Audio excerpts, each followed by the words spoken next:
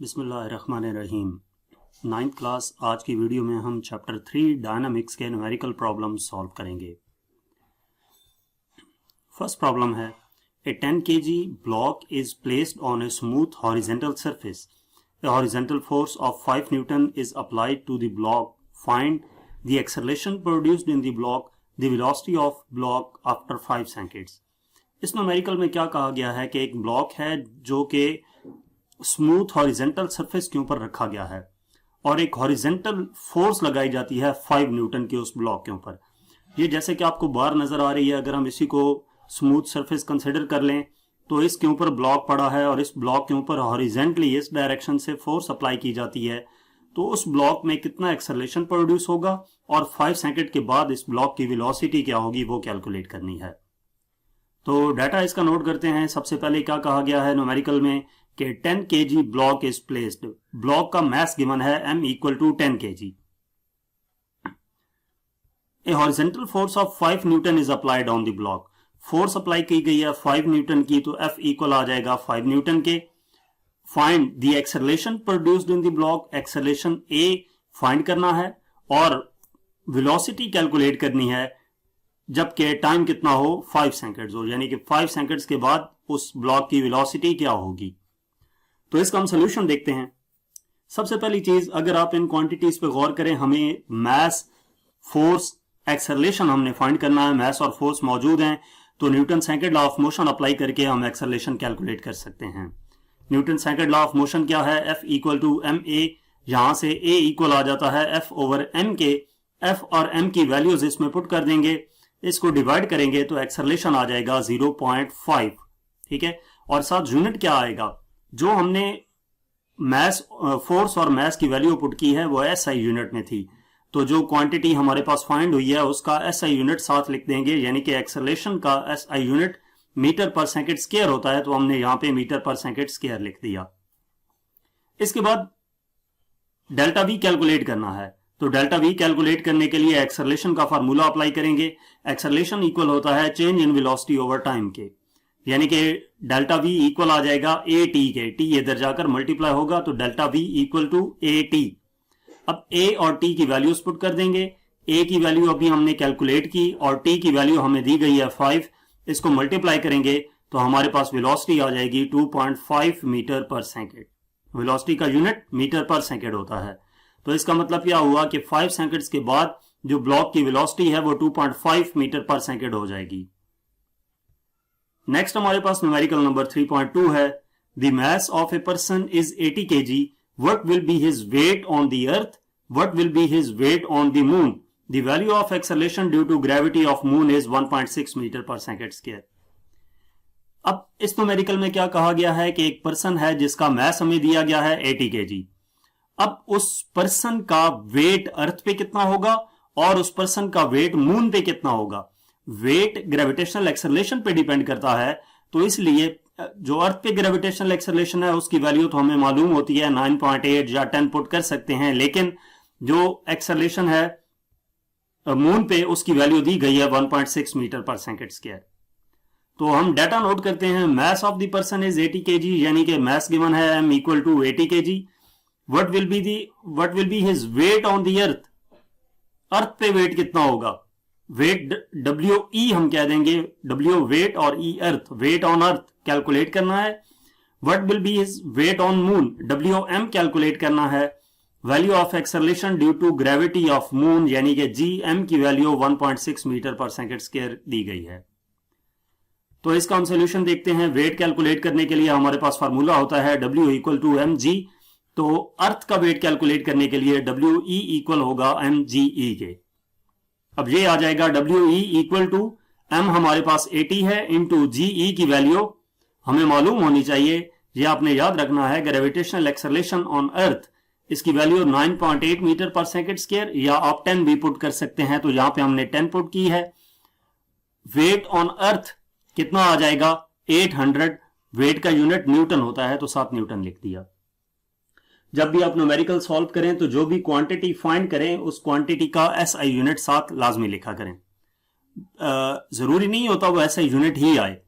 मैं जितने भी न्यूमेरिकल सॉल्व करता हूं फार्मूले में वैल्यूज पुट करते वक्त SI यूनिट में वैल्यूज पुट करता हूं ताकि हमारे पास जो आंसर आए उसके साथ SI यूनिट लिख दिया जाए।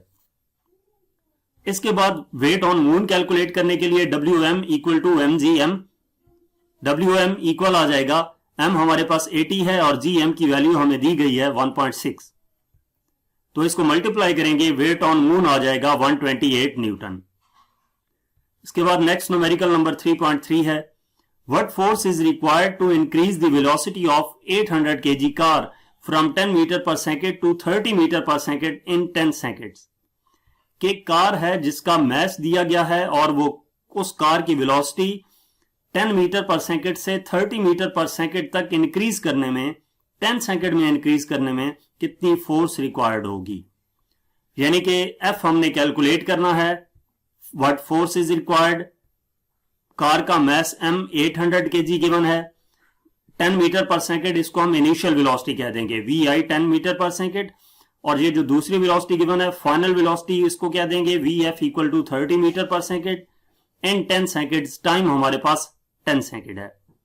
तब फोर्स कैलकुलेट करने के लिए हम ये जानते हैं कि Newton second law of motion के मुताबिक F इक्वल होता है ma के, तो हम Newton second law of motion use करेंगे, F इक्वल टू ma। अब इसमें m की वैल्यू तो मौजूद है, जो एक्सेलरेशन है वो इन VI, VF और T की मदद से कैलकुलेट कर लेंगे। एक्सेलरेशन का फॉर्मूला क्या होता है, VF minus VI divided by T। आपको पता है ना, acceleration by definition change in velocity divided by time के इक्वल होता है। तो A की जगह पे हमने VF minus VI divided by T लिख दिया। अब इसमें वैल्यूज पुट करेंगे, F इक्वल आ जाएगा, M 800 है, VF की वैल्यू 30 माइनस VI की वैल्यू 10 डिवाइडेड बाय T की वैल्यू 10, तो ये F इक्वल आ जाता है 800 into 30 minus 10 20 divided by 10, 20 divided by 10 2 आता है, 2 को 800 से मल्टीप्लाई करेंगे तो फोर्स आ जाएगी 1600 न्यूटन। नेक्स्ट न्यूमेरिकल नंबर 4 है, a 5 gram bullet is fired by a gun, the bullet moves with a velocity of 300 metre per second, if the mass of the gun is 10 kg find the required speed of the gun. एक bullet है जिसका mess हमें दिया गया है और उस bullet को गन से फायर किया गया है। बुलेट 300 मीटर पर सेकेंड की वेलोसिटी से मूव करती है। अगर गन का मैस 10 kg हो तो रिक्वायर्ड स्पीड जो है गन की वो फाइंड करनी है। तो हम इसमें डाटा नोट करते हैं। डाटा में हमारे पास क्या है, 5 gram bullet is fired by the gun, यानी कि M equal to 5 gram, M B लिखेंगे क्योंकि मैस ऑफ बुलेट है। 5 ग्राम, मैस का ऐसा यूनिट किलोग्राम होता है, तो इस ग्राम को किलोग्राम में कन्वर्ट करेंगे, उसके लिए हम डिवाइडेड बाय 1000 करेंगे, यानी कि 5 डिवाइडेड बाय 1000, तो ये किलोग्राम में आ जाएगा। कितना आएगा, 0.005 kilogram. The bullet moves with a velocity of 30 metre per second, ये बुलेट की वेलोसिटी दी गई है, VB 300 मीटर पर सेकेंड।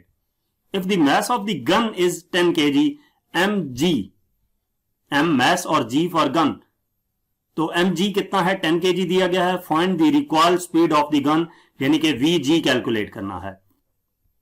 तो इसका हम सोल्यूशन देखते हैं। आपको ये पता है कि जो law of conservation of momentum के मुताबिक बिफोर एंड आफ्टर कोलिजन जो मोमेंटम है वो सेम रहता है। तो इस केस में आप यूं कह लें कि अगर गन और बुलेट का टोटल मोमेंटम बिफोर फायर 0 होगा तो बाद में pg प्लस pb होगा। तो या हम उसको यूं भी लिख सकते हैं कि गन एक डायरेक्शन में रिकॉइल होती है और बुलेट उसके ऑपोजिट डायरेक्शन में मूव करती है। जिस डायरेक्शन में बुलेट फायर की जाती है उसके ऑपोजिट डायरेक्शन में गन रिकॉइल करती है, तो momentum of the gun equal होगा minus momentum of the bullet के, यानी कि pg की जगह हम क्या लिख देंगे, mg vg equal to pb की जगह पे mb vb। p यहां पे मोमेंटम को शो कर रहा है, p का फॉर्मूला होता है p इक्वल टू mv, तो pg की जगह पे mg vg और pb mb vb आ गया। तो इसमें से हमने vg कैलकुलेट करना है, mg इधर आकर डिवाइड हो जाएगा। अब इसमें वैल्यूज पुट कर देंगे, माइनस mb की वैल्यू 0.005 इंटू vb की वैल्यू 300 डिवाइडेड बाय mg की वैल्यू हमें दी गई है 10, तो vg इक्वल आ जाएगा माइनस, इसको मल्टीप्लाई करेंगे 1.5 आ जाता है डिवाइडेड बाय 10, तो ये डिवाइड करने से vg आ जाता है माइनस 0.15 मीटर पर सेकेंड, यानी कि जब बुलेट 300 मीटर पर सेकंड की वेलोसिटी से मूव करेगी तो गन जो है वो 0.15 मीटर पर सेकंड की वेलोसिटी से अपोजिट डायरेक्शन में रिकॉइल करेगी। नेक्स्ट हमारे पास न्यूमेरिकल नंबर 5 है। An astronaut weight 70 kg, he throws a wrench of mass 300 gram at a speed of 3.5 meter per second. Determine the speed of astronaut as he recoils away from the wrench by the distance b, the distance covered by the astronaut in 30 minutes. क्या कहा गया है कि एक astronaut है जिसका wait हमें दिया गया है, यानी कि साथ अगर वेट लिखा है तो इसका मतलब ये वेट नहीं है, आपने क्वांटिटी देखनी है, जो वैल्यू दी गई है उसको देखना है और उस वैल्यू के साथ यूनिट क्या लिखा हुआ है वो देखना है। ठीक है, तो हमें 70 kg दिया गया है। kg किस चीज का यूनिट होता है? मैस का। तो ये हमें एस्ट्रोनॉट का मैस दिया गया है। वो एक रेंच को थ्रो करता है जिसका मैस 300 ग्राम है और उस रेंच को 3.5 मीटर पर सेकंड की स्पीड से थ्रो करता है। तो हमने कैलकुलेट क्या करना है? Newton third law of motion के मुताबिक जब वो रेंच को एक डायरेक्शन में थ्रो करेगा तो उसके रिएक्शन के तौर पर जो एस्ट्रोनॉट है वो उसके अपोजिट डायरेक्शन में मूव करेगा, रिकॉइल करेगा, या law of conservation of momentum आप कंसीडर कर लें कि जिस डायरेक्शन में रेंच थ्रो किया उसके अपोजिट डायरेक्शन में एस्ट्रोनॉट मूव करेगा। तो जिस स्पीड से एस्ट्रोनॉट मूव करेगा वो हमने कैलकुलेट करना है और distance covered by the astronaut in 30 minutes, 30 minutes में एस्ट्रोनॉट ने कितना डिस्टेंस कवर किया। तो इसका हम डाटा नोट करते हैं। एस्ट्रोनॉट का वेट 70 kg यानी कि m इक्वल टू 70 kg और इसको हम ma लिखेंगे, a for astronaut, ma mass of astronaut 70 kg, throws a wrench of mass 300 gram mw। ठीक है, w किस लिए? रेंच के लिए। mass of wrench इक्वल टू 300 ग्राम और इसको भी हम mass के SI यूनिट में कन्वर्ट कर लेंगे। SI यूनिट में कन्वर्ट करने के लिए डिवाइडेड बाय 1000 करेंगे, ग्राम को किलोग्राम में कन्वर्ट करने के लिए 1000 से डिवाइड किया तो ये 0.3 kg आ जाएगा। उसके बाद क्या कहा गया है? At a speed of 3.5 metre per second. ये हमें क्या दिया गया है? स्पीड रेंच की दी गई है, यानी कि VW equal to 3.5 metre per second. A part में स्पीड ऑफ एस्ट्रोनॉट कैलकुलेट करनी है, VA कैलकुलेट करना है, और बी पार्ट में distance covered by the astronaut in 30 minutes, distance S calculate करना है और टाइम कितना लगा? 30 मिनट्स। मिनट्स को हम टाइम के SI यूनिट सेकंड में कन्वर्ट करेंगे तो 1 मिनट में 60 सेकंड होते हैं, 60 को 30 से मल्टीप्लाई करेंगे 1800 सेकंड आ जाएगा। अब देखते हैं इसका सॉल्यूशन। एस्ट्रोनॉट का मैस और वेलोसिटी और रेंच का मैस और वेलोसिटी, तो हम क्या करेंगे? यहां पे law of conservation of momentum use करेंगे, यानी कि एस्ट्रोनॉट का जो मोमेंटम है वो इक्वल होगा negative of the momentum of the wrench, क्योंकि दोनों ऑपोजिट डायरेक्शन में मूव करेंगे तो मोमेंटम क्या है? एक के साथ नेगेटिव साइन आएगा। तो P A की जगह पे momentum P equal to mv होता है, MAVA आ जाएगा, equal to P equal to mv से MWVW आ जाएगा। अब इसमें हमने VA कैलकुलेट करना है तो MA इधर जाकर डिवाइड हो जाएगा। वैल्यूज हमारे पास मौजूद हैं, इन सब की वैल्यूज पुट करेंगे। VA इक्वल आ जाएगा माइनस MW की वैल्यू 0.3, VW की वैल्यू 3.5 डिवाइडेड बाय MA की वैल्यू 70। तो ये VA इक्वल आ जाता है माइनस 1.05 डिवाइडेड बाय 70, यानी कि VA इक्वल आ जाता है, इनको डिवाइड करेंगे, minus 1.5 into 10 power minus 2 metre per second. ठीक है, ये डिवाइड करेंगे तो माइनस 1.5 इंटू 10 पावर माइनस 2 और वेलोसिटी का यूनिट मीटर पर सेकेंड होता है। इसके बाद हमने डिस्टेंस कैलकुलेट करना है कि वो 30 मिनट्स में वो एस्ट्रोनॉट कितना डिस्टेंस कवर करेगा। तो डिस्टेंस कैलकुलेट करने के लिए हम फार्मूला यूज करेंगे, S equal to VT, astronaut की वेलोसिटी और जितने टाइम में एस्ट्रोनॉट ने मूव किया उनको मल्टीप्लाई करेंगे तो डिस्टेंस आ जाएगा, यानी कि S equal to velocity astronaut की कितनी है, ये वैल्यू है। इसको हम इस साइंटिफिक नोटेशन में लिखने की बजाय अपनी आसानी के लिए ये वाली वैल्यू लिख रहा हूं, 0.015 इनटू टाइम 1800 है, इसको मल्टीप्लाई करेंगे तो ये हमारे पास आ जाएगा 27 मीटर। अब एक चीज आप ये सोच रहे होंगे कि वेलोसिटी का आंसर तो माइनस में आया था, यहां पे माइनस में क्यों नहीं पुट किया? तो यहां पे बेसिकली हमने जिस डायरेक्शन में ऑब्जेक्ट जो एस्ट्रोनॉट है वो मूव कर रहा है उसी डायरेक्शन में डिस्टेंस कैलकुलेट करना है।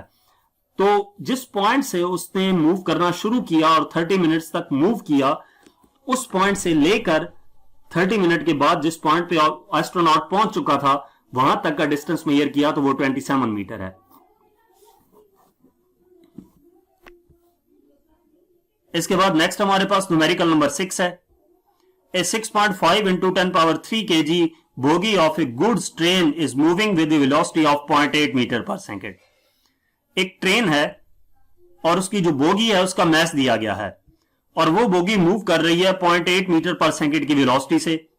Another bogie of mass 9.2 into 10 power 3 kg coming from behind with the velocity of 1.5 meter per second collides with the first one and couples to it। एक और बोगी है जिसका मैस 9.8 इंटू 10 पावर 3 किलोग्राम है और वो उस bogie के पीछे आ रही है। उसकी वेलोसिटी 1.2 मीटर पर सेकंड थी, यानी कि पहली बोगी से ज्यादा थी उसकी वेलोसिटी। तो डेफिनेटली वो उसको अप्रोच करेगी और क्या करेगी, दोनों collide with the first one and couples to it. पिछली बोगी पहली वाली बोगी से टकराने के बाद क्या करेगी, उसके साथ स्टिक हो जाएगी, कपल्स टू इट, यानी कि दोनों अटैच हो जाते हैं। Find the common velocity of the two bogies after they become coupled. जब दोनों कपल हो गई हैं यानी कि दोनों अटैच हो गई हैं तो उस केस में जो कॉमन वेलोसिटी है दोनों की वो हमने कैलकुलेट करनी है। तो डाटा नोट करते हैं। फर्स्ट बोगी का जो मैस है 6.1 इंटू 10 पावर 3 है, इसको हमने m लिख दिया, m1 6.5 इंटू 10 पावर 3 kg और इसकी जो वेलोसिटी है 0.8 मीटर पर सेकेंड है तो ये v1 आ जाएगी 0.8 मीटर पर सेकेंड। दूसरी बोगी का मैस उसको m2 लिख देंगे 9.2 इंटू 10 पावर 3 kg और इसकी वेलोसिटी v2 कह लेंगे 1.2 metre per second. Find the common velocity, common velocity को हम v कह लेते हैं, ये वेलोसिटी कैलकुलेट करनी है और ये एंड पे ये नहीं लिखना, ये टाइपिंग मिस्टेक है। तो अब हम इसका सॉल्यूशन देखते हैं। टोटल मोमेंटम जो है बिफोर कोलिजन वो इक्वल होता है टोटल मोमेंटम आफ्टर कोलिजन। अब यहां पे किस कोलिजन की बात कर रहे हैं, बोगीज दो सेपरेटली मूव कर रही थी। पिछली बोगी ने अगली बोगी को हिट किया और कोलिजन हुआ जिसके नतीजे में पहली बोगी दूसरी के साथ अटैच हो गई। तो वो बिफोर कोलिजन और आफ्टर कोलिजन जो मोमेंटम है वो कंजर्व रहता है law of conservation of momentum के मुताबिक। इसका मतलब क्या हुआ, बिफोर कोलिजन कौन सा मोमेंटम है, m1 v1 plus m2 v2, पहली बोगी का मोमेंटम प्लस दूसरी बोगी का मोमेंटम इक्वल टू। अब आफ्टर कोलिजन मैस तो दोनों का डिफरेंट रहेगा लेकिन वेलोसिटी कॉमन हो जाएगी। मैस तो चेंज नहीं हो सकता, मैस कितना हो जाएगा, दोनों का टोटल मैस हो जाएगा, पहली बोगी और दूसरी बोगी का, क्योंकि उसने कहा common velocity of the two bogies, दोनों कपल हो गई थी तो m1 प्लस m2 कर दिया और वेलोसिटी दोनों की कॉमन होगी तो इधर भी v और इधर भी v, उसको हमने कॉमन ले लिया v, यानी कि आप यूं कह लें m1 v1 plus m2 v2 equal था m1 v plus m2 v के, उसमें से हमने v को कॉमन ले लिया। तो इसमें हमने v कैलकुलेट करना है, m1 प्लस m2 इधर जाकर डिवाइड होगा तो ये इक्वेशन बन जाएगी v equal to m1 v1 plus m2 v2 divided by m1 plus m2। अब इसमें हमने वैल्यूज पुट कर देनी है, m1 की वैल्यू दी गई है इंटू v1 की वैल्यू दी गई है प्लस m2 की वैल्यू भी हमारे पास मौजूद है, v2 की वैल्यू भी मौजूद है, divided by m1 plus m2 कर दिया। अब इसको हम सिंप्लीफाई करेंगे। पहले हम इसमें क्या करते हैं, 6.5 को 0.8 से मल्टीप्लाई किया तो 5.2 आ गया into 10 power 3 as it is लिख दिया, प्लस का साइन 9.2 को 1.2 से मल्टीप्लाई किया 11.04 into 10 power 3 as it is आ गया, ये वाला 10 पावर 3 डिवाइडेड बाय, इसको हमने एज इट इज लिख दिया।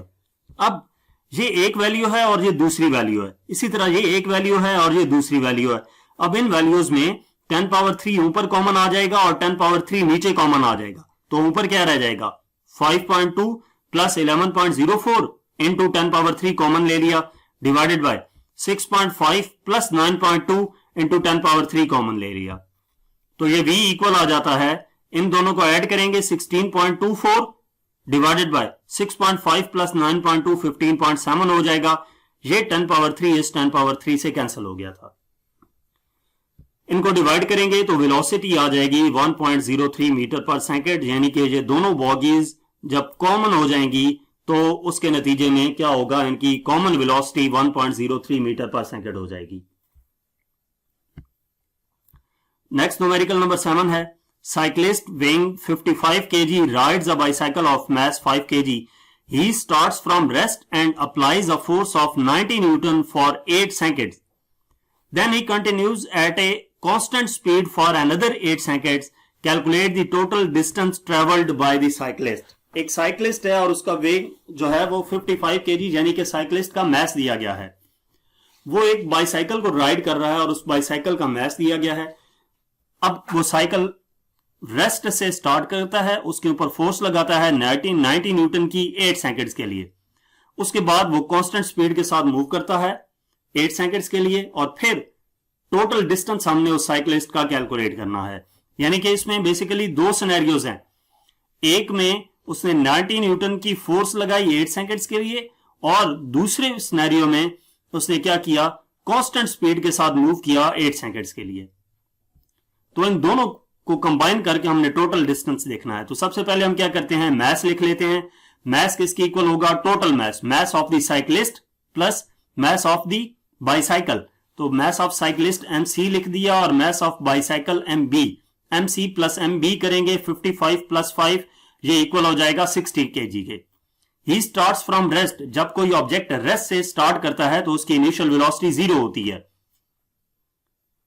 And applies a force of 90 Newton, force apply की F इक्वल टू 90 न्यूटन और ये कितने टाइम के लिए अप्लाई की, 8 सेकंड्स के लिए। तो इसको हम क्या लेंगे, T1 8 सेकंड्स। इसको T1 8 सेकंड इसलिए कहा कि आगे चलकर उस साइक्लिस्ट ने कांस्टेंट स्पीड के साथ मूव किया अनदर 8 सेकंड्स के लिए, तो ये T2 भी हमारे पास 8 सेकंड्स है। Calculate the total distance travelled by the cyclist, total distance calculate करना है। तो इसका हम सोल्यूशन देखते हैं। सिनेरियो इसका समझ आ गया है कि एक 8 सेकंड्स वो हैं जिसमें 90 न्यूटन की फोर्स अप्लाई की जा रही है और दूसरा वो है जिसमें 8 सेकंड्स में वो कांस्टेंट स्पीड के साथ मूव कर रहा है। तो यानी कि टोटल 16 सेकंड्स के लिए जो टोटल डिस्टेंस है वो कैलकुलेट करना है। तो हम यहां पे Newton second law of motion apply करते हैं, F इक्वल टू ma। ये हम क्यों यूज कर रहे हैं, क्योंकि पहले हमें एक्सेलरेशन कैलकुलेट करने की जरूरत है। जाहिर सी बात है, उसने 0 से स्टार्ट लिया और फोर्स अप्लाई की। जब फोर्स अप्लाई करेगा तो उसमें एक्सेलरेशन प्रोड्यूस होगा, वो एक्सेलरेशन कैलकुलेट करना है। तो Newton second law of motion से एक्सेलरेशन कैलकुलेट करेंगे, A equal to F over m। F हमारे पास 90 है और m की वैल्यू 60 है, डिवाइड करेंगे तो एक्सेलरेशन आ जाएगा 1.5 मीटर पर सेकंड स्क्वायर। एक्सेलरेशन कैलकुलेट करने के बाद हमने क्या कैलकुलेट करना है, पहली सिनेरियो के लिए S1 कैलकुलेट करना है। वो सिनेरियो जिसमें रेस्ट से स्टार्ट लिया, उसके ऊपर फोर्स अप्लाई की 90 न्यूटन की 8 सेकंड्स के लिए। तो उसके लिए हम S1 कहेंगे, S1 equal to VIT plus 1/2 AT square. इसमें हम वैल्यूज पुट करेंगे। VI की वैल्यू 0 है, T हमारे पास 8 है, प्लस 1/2 ये T1 आएगा, प्लस 1/2 इंटू एक्सेलरेशन A की वैल्यू अभी कैलकुलेट किया 1.5 इंटू यहां पे भी T1 आएगा, T1 की वैल्यू 8 है। तो ये S1 आ जाएगा, ये मल्टीप्लाई होके 0 हो जाएगा, प्लस 1.5 डिवाइडेड बाय 2 0.75 आ गया, इंटू 8 का स्क्वायर 64। इनको आपस में मल्टीप्लाई करेंगे तो S1 आ जाएगा 48 मीटर। इसके बाद हम S2 कैलकुलेट करेंगे। S2 में वो डिस्टेंस है जिसमें 8 सेकंड्स के लिए साइक्लिस्ट ने कांस्टेंट स्पीड के साथ मूव किया। तो वो कैलकुलेट करने के लिए हम क्या करेंगे, पहले हम फाइनल वेलोसिटी कैलकुलेट करेंगे उसके लिए, ठीक है, फिर वो डिस्टेंस कैलकुलेट होगा S2। तो हम first equation of motion use करेंगे, VF equal to VI plus AT1, VF equal to 0 plus 1.5 into T, ये AT2 आएगा। बल्कि ये फाइनल वेलोसिटी कैलकुलेट करने के लिए हम T1 ही पुट करेंगे। ये इस वजह से मैं बता रहा हूं कि न्यूमेरिकल में जरूरी नहीं है दोनों जगहों पे 8 सेकंड्स गिवन हो। अगर वो टाइम यहां पे चेंज कर दें तो आपको T की कंफ्यूजन ना हो। यहां पे भी T1 पुट किया और यहां पे भी T1 की वैल्यू पुट करनी है, क्योंकि फाइनल वेलोसिटी और इनिशियल वेलोसिटी ये किस केस में है, सिनेरियो 1 के लिए है। तो इसकी मदद से हम फाइनल वेलोसिटी पहले कैलकुलेट करेंगे। ताकि वो हमें वेलोसिटी पता हो कि किस कांस्टेंट वेलोसिटी के साथ ऑब्जेक्ट मूव कर रहा है। वो कांस्टेंट वेलोसिटी कैलकुलेट करने के लिए हम first equation of motion use कर रहे हैं। V F equal to initial velocity 0, acceleration calculate किया था 1.5 और t1 की वैल्यू 8 है, तो ये वी एफ इक्वल आ जाएगा इनको मल्टीप्लाई करने से 12 मीटर पर सेकेंड। ये वो वेलोसिटी है जिस कांस्टेंट वेलोसिटी के साथ जो साइक्लिस्ट है वो 8 सेकंड्स तक मूव करेगा। तो अब हम S2 कैलकुलेट करेंगे। S2 इक्वल होगा VT2 के, इसमें वैल्यूज पुट करेंगे। ST इक्वल टू V की वैल्यू 12, ये वाली फाइनल वेलोसिटी जो थी, इंटू T2 8, क्योंकि इसी वेलोसिटी के साथ, इसी कांस्टेंट वेलोसिटी के साथ साइक्लिस्ट मूव कर रहा है, तो इस वजह से यहां पे हमने ये V की जगह पे VF की वैल्यू पुट की। इनको मल्टीप्लाई करेंगे तो S2 की वैल्यू आ जाएगी 96 मीटर। टोटल डिस्टेंस कैलकुलेट करने के लिए इन दोनों सिनेरियोस के डिस्टेंस को ऐड करेंगे, यानी कि S equal to S1 plus S2, तो S आ जाएगा 48 प्लस 96, यानी कि S इक्वल टू 144, और डिस्टेंस का यूनिट मीटर होता है तो हमने 144 मीटर लिख दिया। नेक्स्ट न्यूमेरिकल नंबर 8 है, ए ball of mass 0.4 kg is dropped on the floor from a height of 1.8 meter. The ball rebounds straight upward to a height of 0.8 meter. What is the magnitude and direction of the impulse applied to the ball by the floor? अब इसमें क्या कहा गया है कि एक ball है जिसका mass 0.4 kg है और इसको 1.8 मीटर की हाइट से छोड़ा गया है, गिराया गया है नीचे। बॉल क्या करती है, नीचे की तरफ आती है, 0.8 मीटर नीचे की तरफ आती है, फ्लोर से टकराने के बाद वापस जाती है 0.8 मीटर की हाइट तक। तो what is the magnitude and direction of the impulse applied to the ball by the floor? Floor की वजह से बॉल पे जो इंपल्स अप्लाई होगी उसका मैग्नीट्यूड एंड डायरेक्शन कैलकुलेट करनी है। तो डाटा नोट करते हैं। Ball of mass 0.4 kg, m हमारे पास 0.4 kg आ गया। Drop down the floor from height of 1.8 metre, ये हमारे पास h1 है 1.8 metre. Ball rebounds straight upward to height of 0.8 metre, ball ने रीबाउंड किया और वापस की साइड तक गई 0.8 मीटर तक, h2 हमने लिख दिया 0.8 metre. What is the magnitude and direction of impulse? Impulse calculate करनी है, j कैलकुलेट करना है। इंपल्स को j से रिप्रेजेंट किया जाता है। तो इसका सोल्यूशन देखते हैं। Velocity just before hitting the ground, पहले हमें ये कैलकुलेट करनी पड़ेगी। इसके लिए हम third equation of motion for freely falling object use करेंगे। 2gh1 equal to vf square minus vi square, 2 into g की वैल्यू, पहले हमने इसमें vf कैलकुलेट करना है तो vf को एक तरफ कर लेंगे, माइनस vi स्क्वायर उधर जाकर प्लस vi स्क्वायर हो जाएगा। ये इक्वेशन बन जाएगी, इसमें वैल्यूज पुट करेंगे। vf square equal to 2gh1, क्योंकि इनिशियल वेलोसिटी इस केस में 0 होगी, ठीक है, क्योंकि बॉल को ड्रॉप करेंगे ना जिस हाइट से, तो इनिशियली बॉल रेस्ट पे थी तो उसकी इनिशियल वेलोसिटी 0 होगी।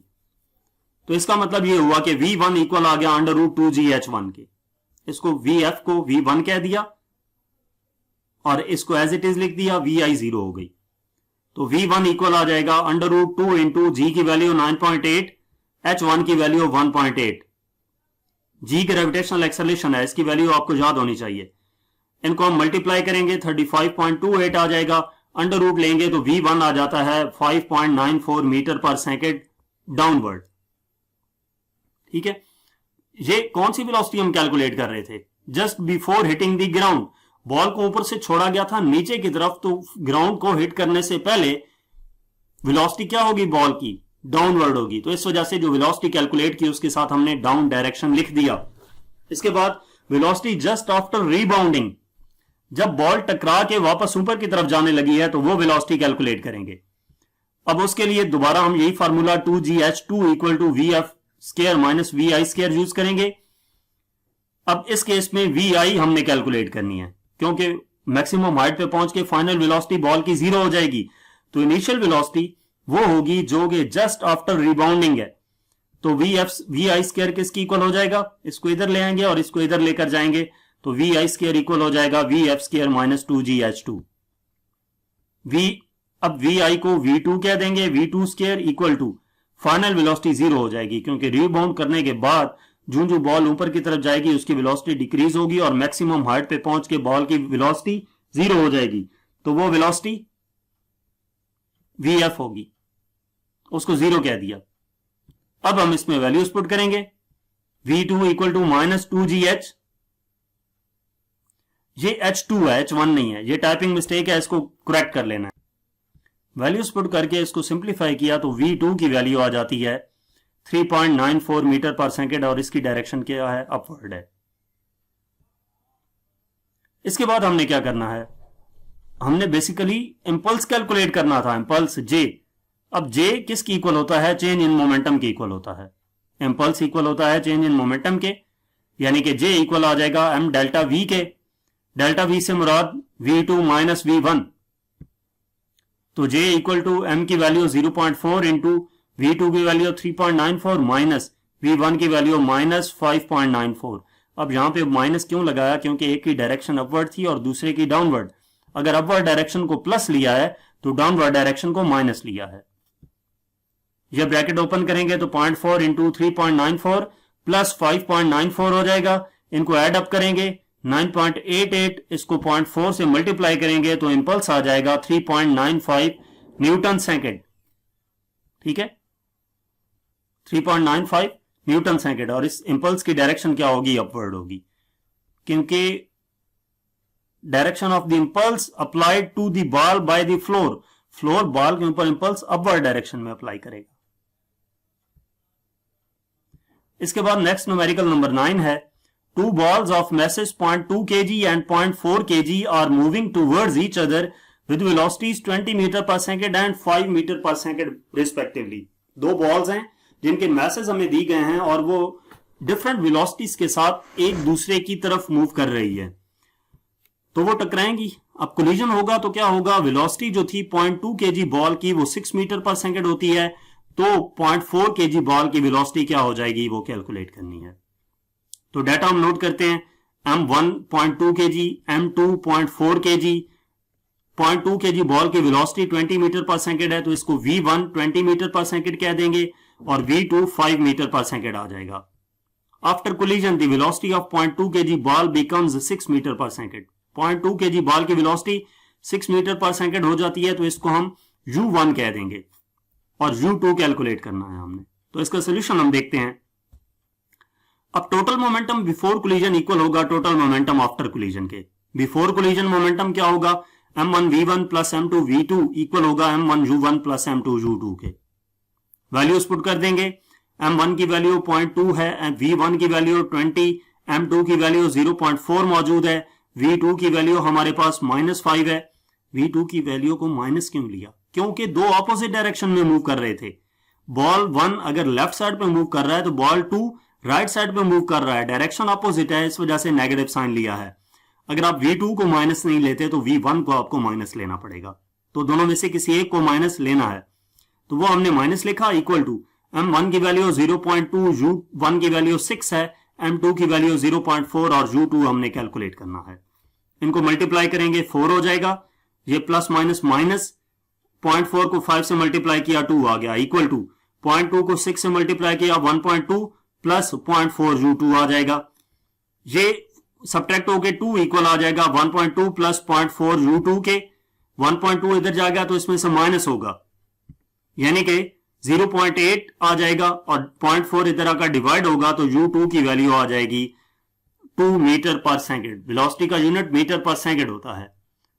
तो जब कोलिजन होगा तो एक बॉल अगर 6 मीटर पर सेकेंड की वेलोसिटी से मूव करेगी तो दूसरी बॉल 2 मीटर पर सेकेंड की वेलोसिटी से मूव करेगी।